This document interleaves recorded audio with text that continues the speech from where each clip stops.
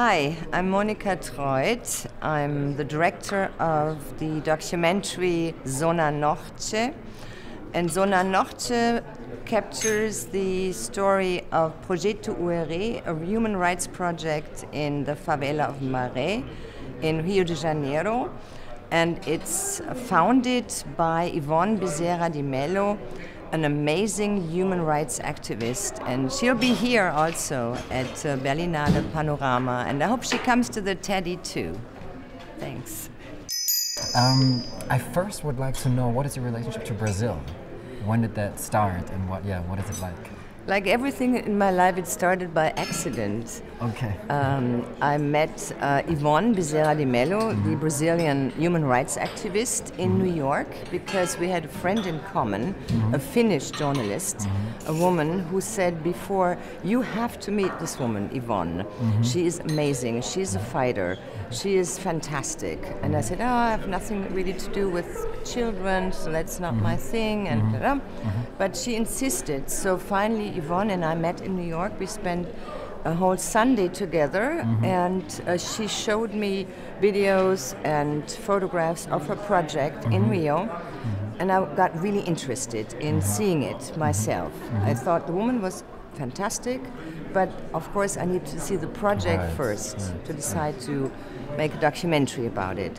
Then I got invited to Mix Brazil in Sao Paulo. That was back in '99, long time ago. Okay.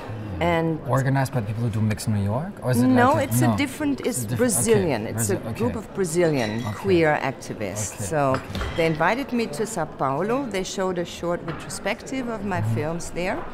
And then, you know, it's very cheap to go from Sao Paulo to Rio. Yeah. As usual, I didn't have much money, so I just bought a ticket from Sao Paulo to Rio.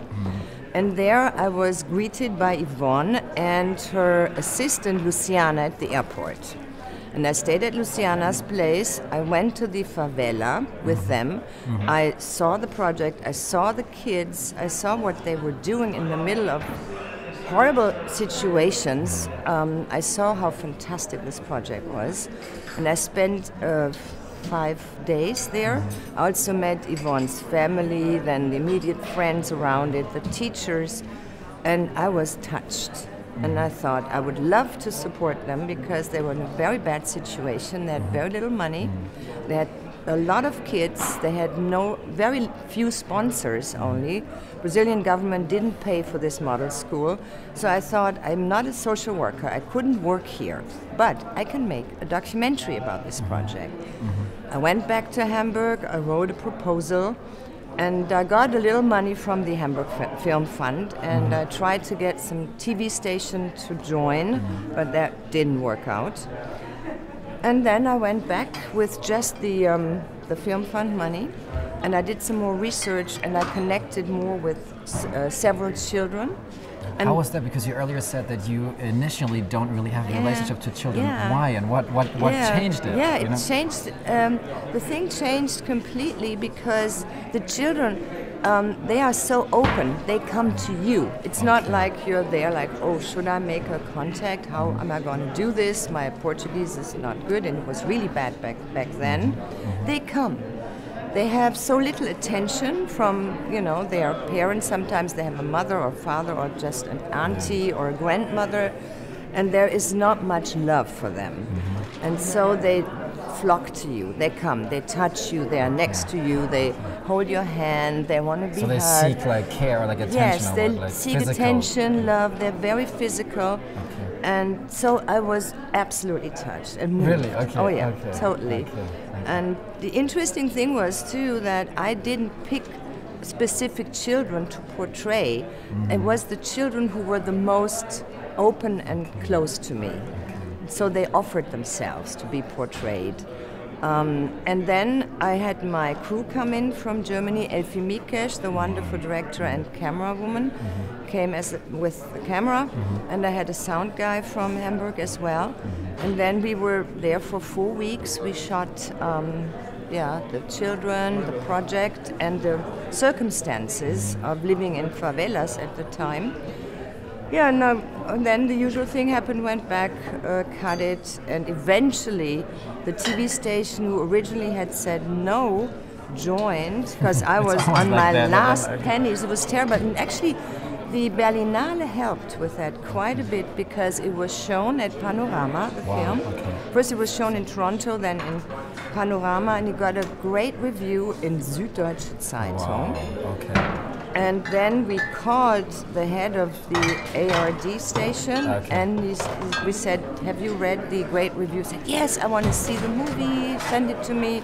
We sent it to him, he called 2 days later, said, yes, we are in. So I was very relieved, because I have my own small production company, and so, you know, that was the usual struggle, so that helped.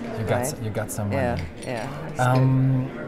How is the relationship to the institute, like those children you said are basically abandoned by the state, there's no public funding, but then the film shows that there's so much military presence and that institutions are present in their lives, but not as a supportive force, but rather as a destructive force, if you want to put it that was the problem with, we're just talking about the first film, Warrior of Light, right? And this one is Zona Norte, is a follow-up on Warrior of Light, 15 years later.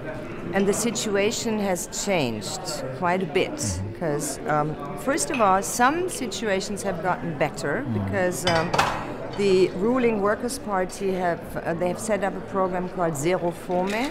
That means they get a little bit of money so that nobody is really starving. But on the other hand, right before the big Olympic Games, the military moved into not only this favela, but other favelas as well.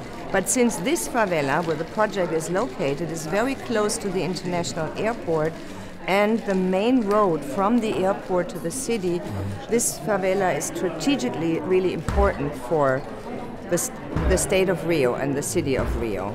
They are afraid that the drug dealers could do something, block the streets, or even they have big weapons. They could even shoot an airplane, because they fly very low right before landing, and they fly over this favela. So military police moved in when, I think, almost 2 years ago, to pacify the favela, to get the drug dealers out, to get the weapons out, of course. They failed, because there's not a good concept. They were just showing presence. They are there. It's very expensive to have them there. It's like an army. It's an occupation. And the drug dealers are smart. So, when they first moved in, some moved out for a little bit, then they came back. The military police, it's soldiers from other parts of Rio, of Brazil, they don't know the area. So it stayed as it was, and it even got worse, because there were sometimes shootings between the drug dealers and the military police. You can see that in the film too. Yeah. Weren't you afraid, or were you terrified? Or of course. Yeah. And we were lucky, and we had a shooting permit. So an official, it was hard to get it, but we finally got it. And the strange thing was, when we came in with our van, they knew it, and they radioed to the other military units. Oh, the foreign film crew is coming in, so don't show them any violence right now. We don't want the images to get out. But of course, some stuff happened, and we got some images. But the really bad thing is for the inhabitants, because they are kept hostage. Yes. Right. And you say that the general situation hasn't changed for those kids in terms of providing means for a better future, institution support in terms of education. Absolutely. It's not as serious as it was with these types of favela inhabitants, because there is a little money for food, so people are not starving. But that's just the basic for human life, right? Absolutely. Absolutely. But in terms of the public schools, so they do go to public schools, but the public schools, the classes are too big, the teachers are underpaid, there are I mean, you know, they're stressed out. They cannot really take care of this, you know, the single child who has a learning problem. And most of these children have severe learning problems. Like just attention, like what is it? Attention span. They have problems to, you know, follow the curriculum. They have lack of memory. They have problems to combine short-term, long-term memory. Sometimes, you know, they don't know where they live. They don't know that there is, you know, they just know, okay, we live in Rio, but Brazil, where's Brazil? Where is the world? You know, they come from a very difficult background, you know. So there's no early family care that introduce you to the world and then later taken over by institutions like elementary school or kindergarten. And here is Yvonne's methodology of portrait ihrer. They really train the children to connect their memories. When they first come, they have to talk about their day. Nobody ever asks them, how was your day? You know, so they start talking. They can talk about fears and hopes, and so they're taken seriously. And then they have, they learn in a way that they stop, have a pause, then they have capoeira, then they sing, there is music, so it's like a very mixed thing where kids can play, sing, and then learn some, play with each other, and you know, the teachers know them very well, and they really help them to get into the world, which is totally missing in public schools. Not because the teachers don't want to do it, there is no concept. The whole education in Brazil is, I mean, not... It's privatized. It's like and the middle class, when they have a little money, they send their children to private schools, right? So I'm not criticizing Brazil because I think it's a worldwide problem. You know, when there is a crisis, economic crisis in a country, the first thing they do, they cut education money. Although we seem to be pretty lucky still in Germany in a way, compared, relatively speaking. Relatively speaking. I mean, we will have a huge problem now with the refugee kids. Right? What is your take on that? I think this is why the film, for me, is important also, because you can see with her the methodology of portrait ihrer, you can help refugee children as well to get integrated in the classes here. You know, because I'm sure they must be traumatized. You know, they lived in war zones. Now you see images on German TV, so they come, they have a teddy bear, and they say, oh, hi, and they smile at the beginning, right? And this is now, it's now in Germany, it's happening now. And I think we can learn a lot from portrait ihrer, from their long experience to work with traumatized children. And Yvonne also wrote a book, and I would really like for the book to be published in German. It's written in Portuguese, because she has really great material in there where you could really take on for the teachers here in Germany to work with children who come here, come from war zones, like from Syria or Iraq, Afghanistan. What lessons have you learned throughout this? Because it really is a follow-up, your current film, right? And it's a long period in between. And what have you processed, gone through? What conclusions have you? It's hard to say conclusions because I was driven by curiosity to see what has happened since then. Because back then it was small. And it's gotten much bigger, and it's gotten more professional in a way that there is more trained teachers to look after the children. And it's set up in a really smart way. So there is little money going to the structure. Most money goes to the children, to scholarships. Gifted children get scholarships to go to private schools. And it's all only living through donations. So there is not one penny coming from the Brazilian state or from Rio, the city, right? So.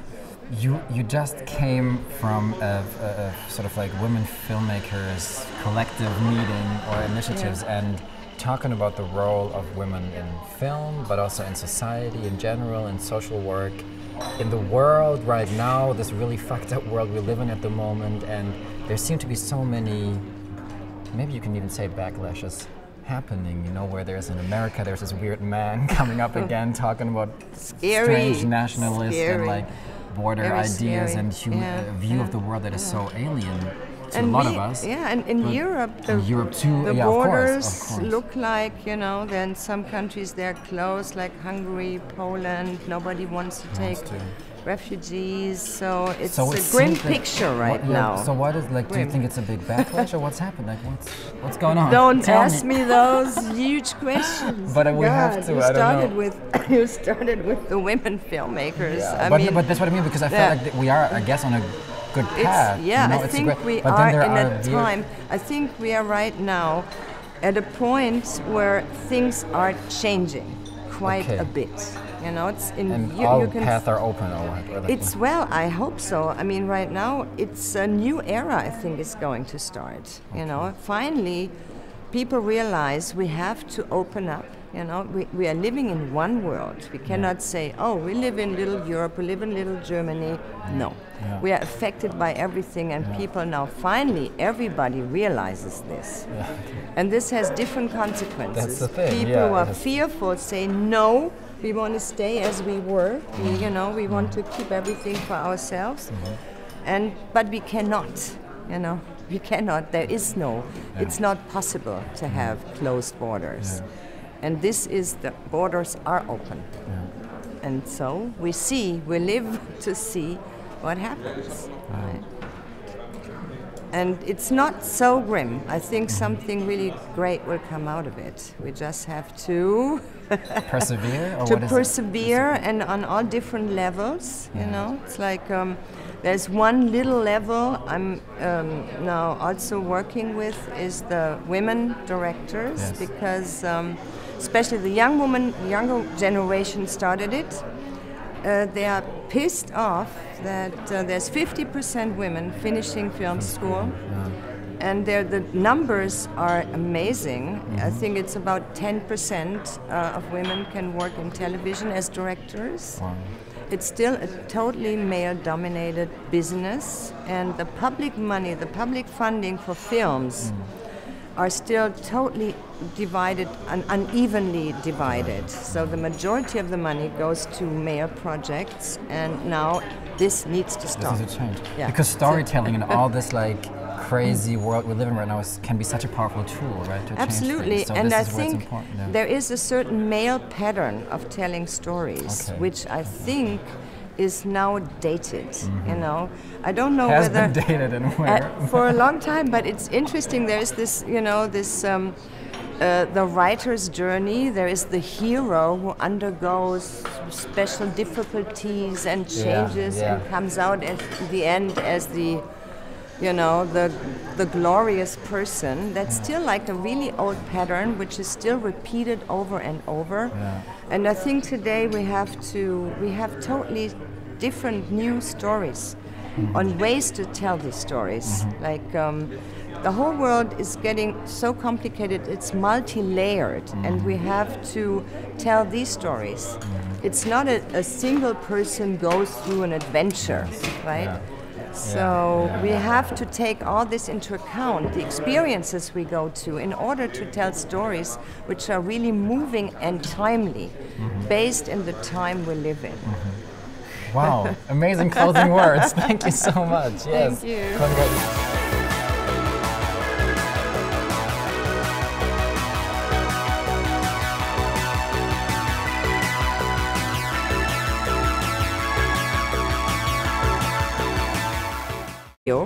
As usual, I didn't have much money, so I just bought a ticket from Sao Paulo to Rio. And there I was greeted by Yvonne and her assistant Luciana at the airport. And I stayed at Luciana's place. I went to the favela with them. I saw the project, I saw the kids, I saw what they were doing in the middle of horrible situations. I saw how fantastic this project was. And I spent fantastic, but of course I need to see the project first to decide to make a documentary about it. Then I got invited to Mix Brazil in São Paulo. That was back in '99, long time ago. And organized by people who do Mix New York, or is it no, like it's a different. It's Brazilian. Okay. It's a group of Brazilian queer activists. So they invited me to Sao Paulo. They showed a short retrospective of my films there, and then it's very cheap to go from Sao Paulo to here.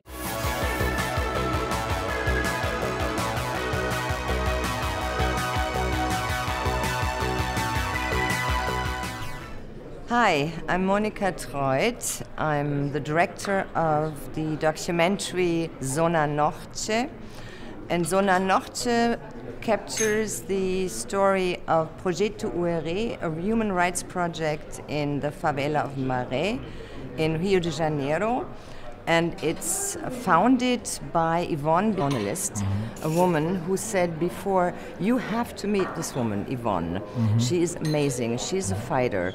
She is fantastic. And I said, I have nothing really to do with children, so that's not my thing. And but she insisted. So finally, Yvonne and I met in New York. We spent a whole Sunday together, and she showed me videos and photographs of her project in Rio, and I got really interested in seeing it myself. I thought the woman was Bezerra de Mello, an amazing human rights activist, and she'll be here also at Berlinale Panorama, and I hope she comes to the Teddy too. Thanks. I first would like to know, what is your relationship to Brazil? When did that start, and what is it like? Like everything in my life, it started by accident. Okay. I met Yvonne Bezerra de Mello, the Brazilian human rights activist in New York, because we had a friend in common, a Finnish